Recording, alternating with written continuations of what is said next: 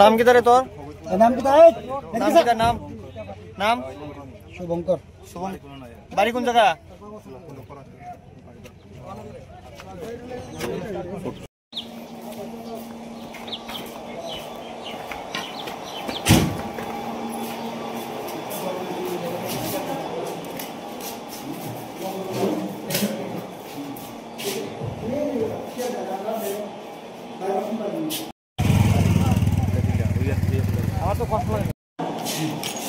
বাড়ি কই?